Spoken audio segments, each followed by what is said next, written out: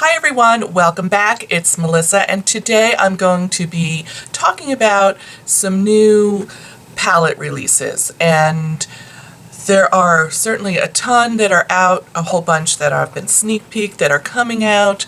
These are what I would consider like fall release palettes, and I thought I would share my thoughts on those. I have a look that I did with each one. So I'm going to start off with this one from Lorac. It's one of their new unzipped.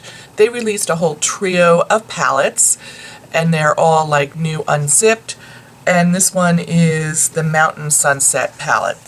I picked this up because I liked the color range in it. I felt like they were probably a little bit cooler toned, and that appeals to me because I do wear some warm tones, but cool tones really appeal to me the most.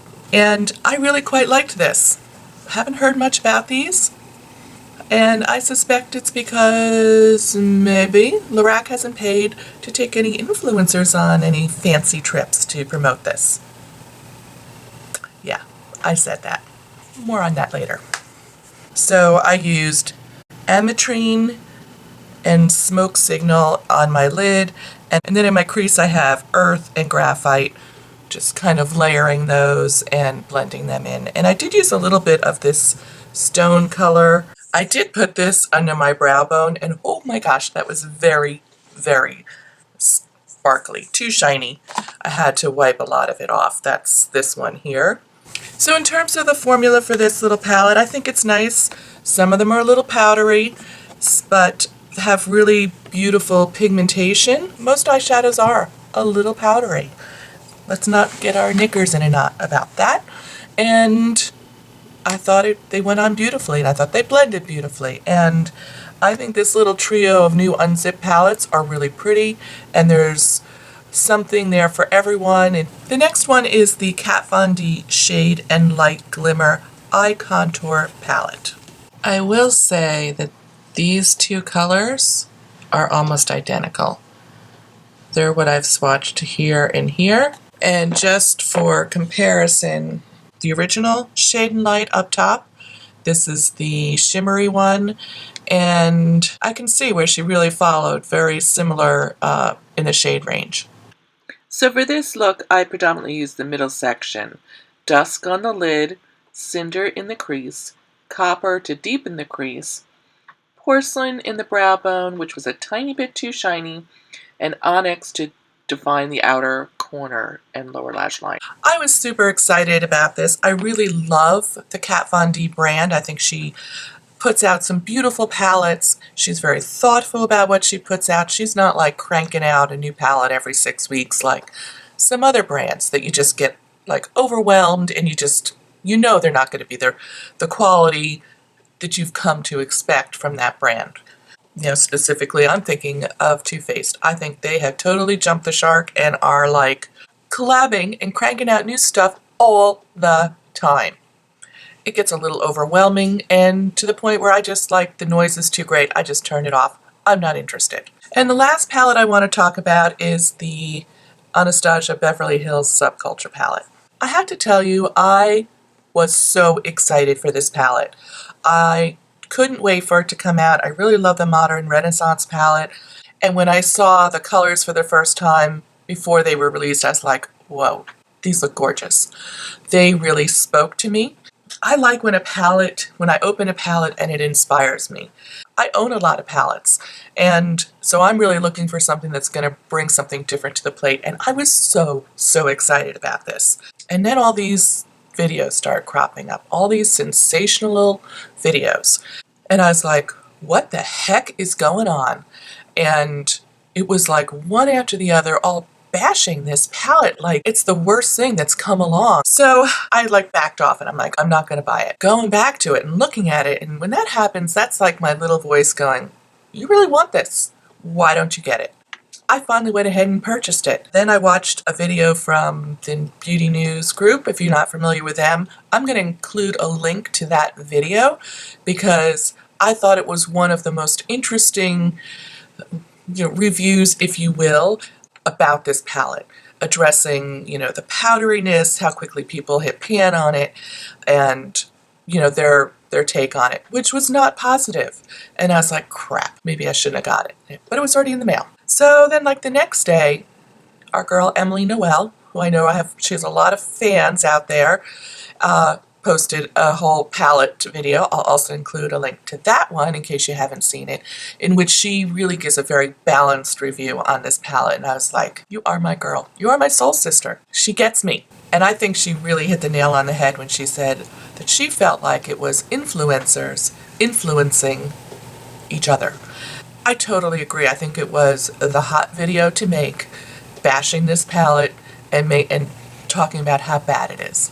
So after opening my palette, oohing and eyeing over it, and getting all excited about actually using it for the first time, I did see a little story on Snapchat.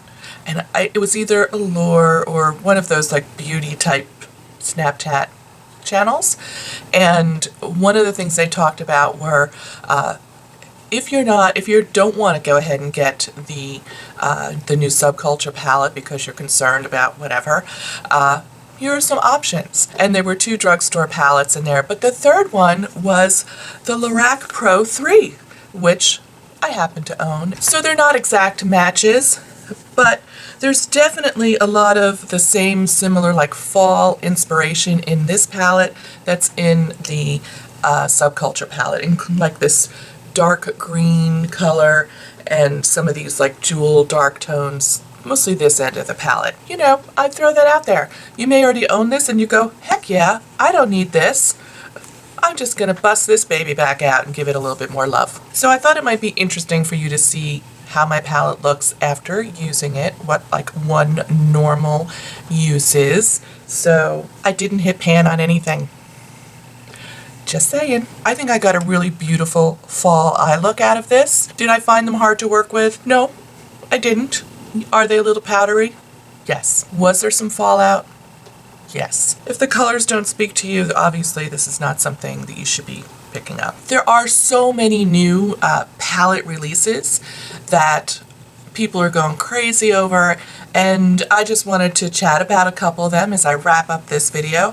The first is the Urban Decay Naked Heat, which is one that I'm passing on, mostly because that color range is way too warm for me and it doesn't really appeal to me. Maybe if it had a few more like dark purples, I might be, but that's a pass for me. Some ones that I haven't picked up yet that I am super excited about. So one of them is the new Marc Jacobs iconic multi-finish eyeshadow palettes. They reformulated them, all new color ranges.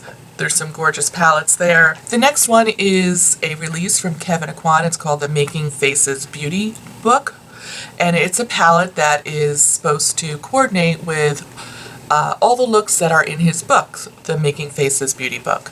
And that is really like a classic collector's book for anyone who really is interested in makeup and makeup artists.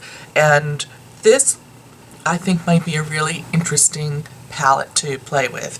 So that's one that I'm gonna keep my eye on. And then from the drugstore, I found one from number 7. It's the Stay Perfect eyeshadow palette, and I think these fall colors look really pretty. And it is drugstore, so I may give that a whirl and take a look at that. And then the last one I'm going to wrap up with is a release from Besame.